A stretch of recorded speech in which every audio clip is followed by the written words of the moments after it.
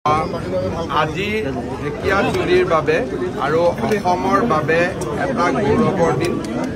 ভাৰতবৰ্ষৰ স্বাধীনতা আন্দোলনৰ ইতিহাসত 20 ছেপ্টেম্বৰৰ দিনটোত ঢেকিয়াজুলিৰ ৰাইজে কৰা আত্মত্যাগ আমাৰ স্বাধীনতা সংগ্ৰামৰ এক বিৰল গাথা।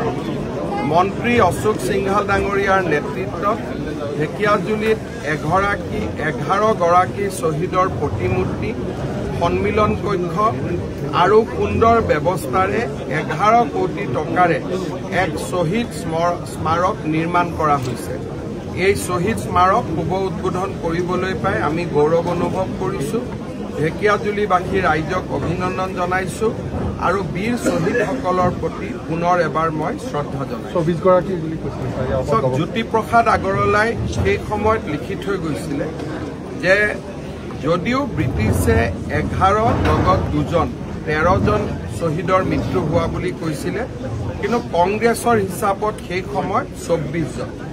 মই ভাবো যে ঢেকিয়াজুলিৰ ঘটনাক লৈ আৰু অধিক গৱেষণা কৰাৰ ফল আছে। মই আজি সভাতে আহ্বান জনাইছোঁ ঢেকিয়াজুলি মহাবিদ্যালয় যে ঢেকিয়াজুলিৰ ঘটনাৰ বহু তথ্য এতিয়াও হয়তো বিভিন্ন আৰ্কাইভত লুকাই আছে। এই তথ্যসমূহ উদ্ধাৰ কৰিবলৈ আমি এক প্ৰচেষ্টা চলোৱা উচিত।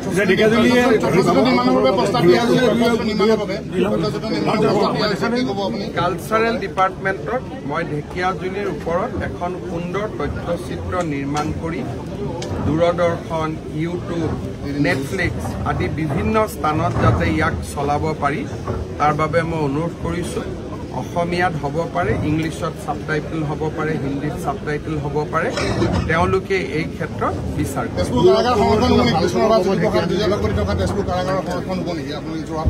লাহে লাহে মানুহ এজনেই যিমান যোৰহাট জেলখনত শ্বহীদ কুশল বৰৰ ফাঁচি হৈছে। সেই জেলখনত আমি ইতিমধ্যে 2টা পাৰ্ট প্ৰায় 100 বিঘা মাটিত এটা আমি সুবিশাল প্ৰকল্প কৰি আছো। 25 চনৰ শেষ ভাগত ইয়াক আমি উদ্বোধন কৰা পৰ্যায়লৈ আমি লৈ যাম।